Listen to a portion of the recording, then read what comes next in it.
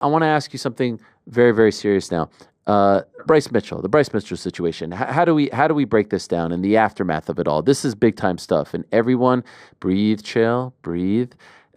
This is a big one, but this is one that I think perhaps on, I don't know, some other shows that you do, you maybe can't get into, and so I wanna have an actual frank discussion with you on this one, because obviously this is a topic that is near and dear to my heart, and I think you may be surprised by my stance, but I would love to get your opinion on how Bryce handled it and how the UFC, in particular Dana White, has handled it. And I personally had to go through it twice. So it is World War II, Hitler, it is required learning for all high school kids. But when I went to the University of Oregon, it was required learning there too. So I went through this twice. It is so hard when you get to the part of the story that Hitler died. It is one of the biggest letdowns of the story, Ariel, because I wanted to get him. I want him to have him. I want him tried. I want him in a box. I want him, I don't like how he escaped. I don't like it that he got away with this to this regard, right? And I wanted him to have him so bad. I wanted that piece of the story to be redone. Now, I must tell you, I have never heard anybody say, except in satire, what Bryce said. Like I've seen actors that were on TV, Ed Norton in American History X, where he's playing a white supremacist with hate in his heart. He's pretending. That's the only time I've even heard words like this said. I was so pulled back, and I don't really see myself as the guy that's like, oh, I was surprised or I was disappointed. I don't really see myself that way. Ariel, I couldn't believe it. I couldn't believe what he said. And you want to know what was interesting? I don't believe there. No, I don't believe. There was no hate in his heart. When you say words like that, even in even fiction, even where it's written script for performance, the guy, he's got the eyes and he's got the hate in his heart. Bryce did not say it like that. That was just and see, you used to be given when I was growing up, there was always an option. They would say he's racist or he's ignorant. Always. A guy would never just get called racist. They would say, well, he's either racist or he's ignorant. And it was important that you had the ignorant, because sometimes you will meet a stupid person. And when a stupid person says something stupid, it doesn't necessarily make them the other option. Sometimes they're just stupid. And so what do you... I'd love to hear your take. On him and just the first part, because there's like multiple chapters to this story, right? He had a quote-unquote apology. I do think there is hate in his heart. When he says that...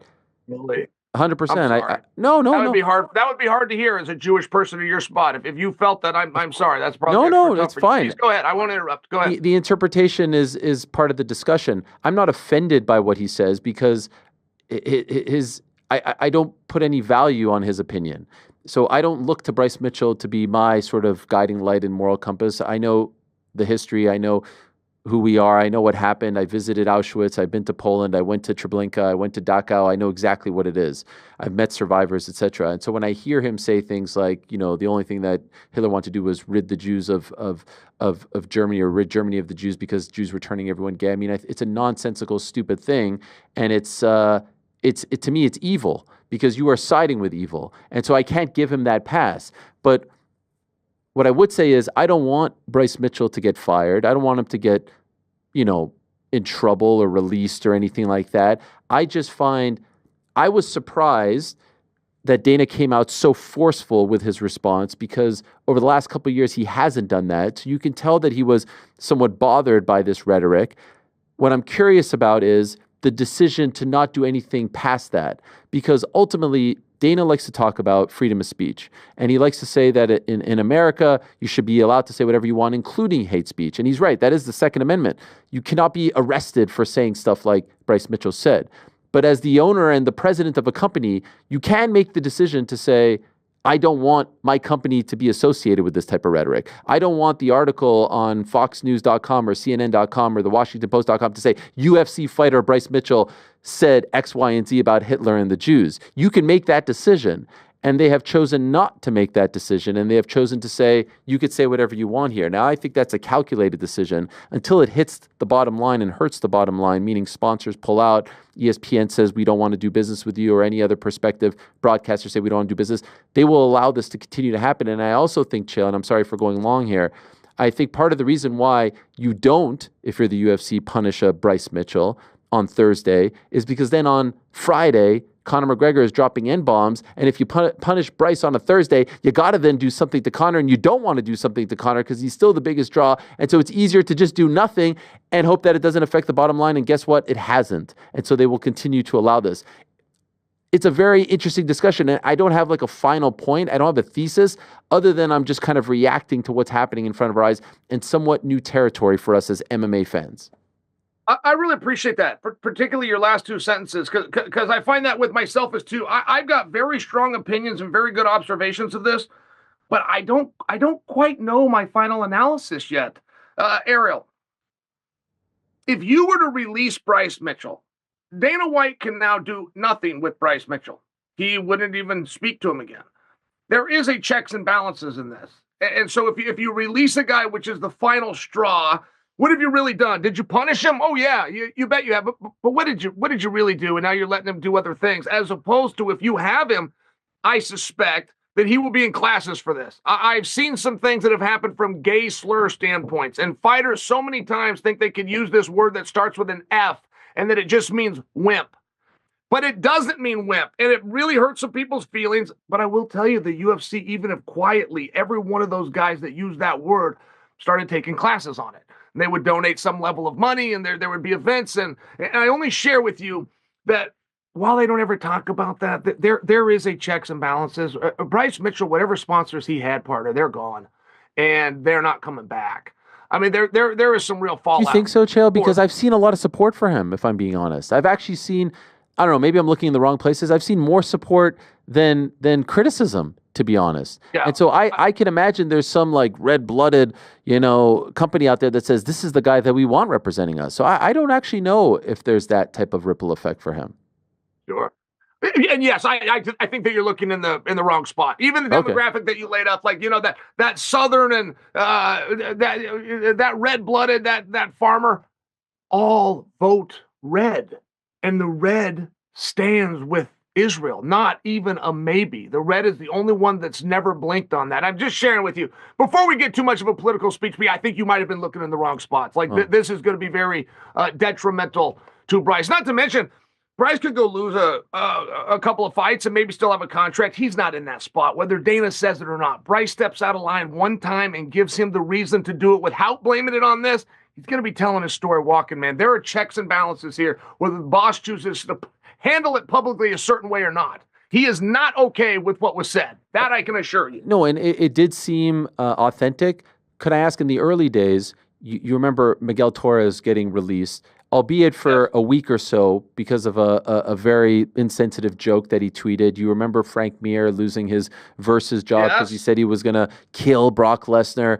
I remember Matt Mitrione on my show making some jokes about Fallon Fox, the transgender fighter, and Dana suspending him. I remember Nate Diaz using that F word, and he got slapped on the wrist. That doesn't happen anymore. And so I'm wondering, why do you think that is? Why are there no quote-unquote repercussions for these types of actions? And you can make a case that what was said on Thursday was worse than all of that combined.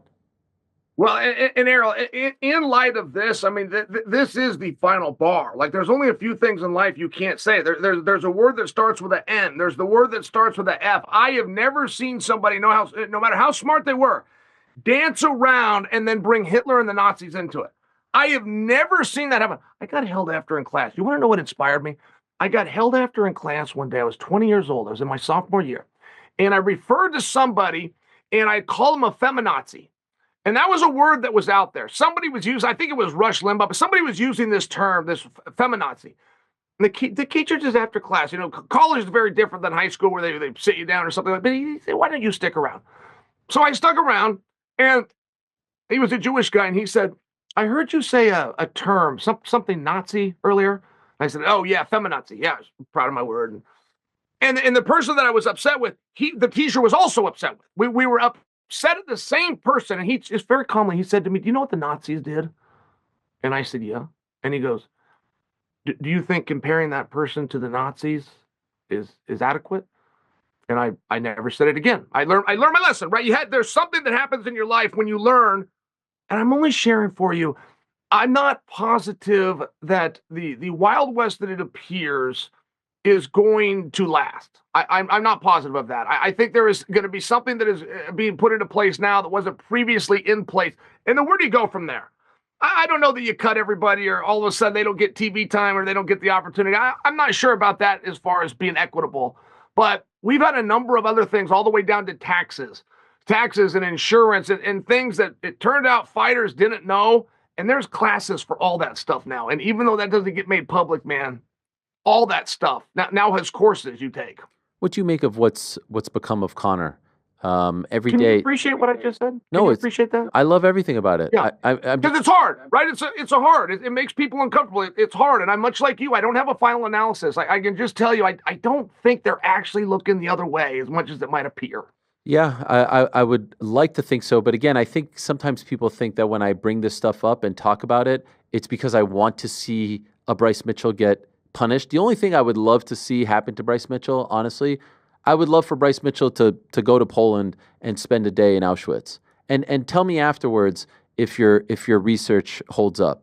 I don't know where he's finding this stuff, but go there, walk into the gas chambers, look at the scratches on the wall, look at the mountains of ashes, look at the broken glasses and the suitcases and the dolls that they told the kids to pack as they were going on a trip, which was to the gas chambers, to the concentration camps, and then tell me if you think all of this was fake.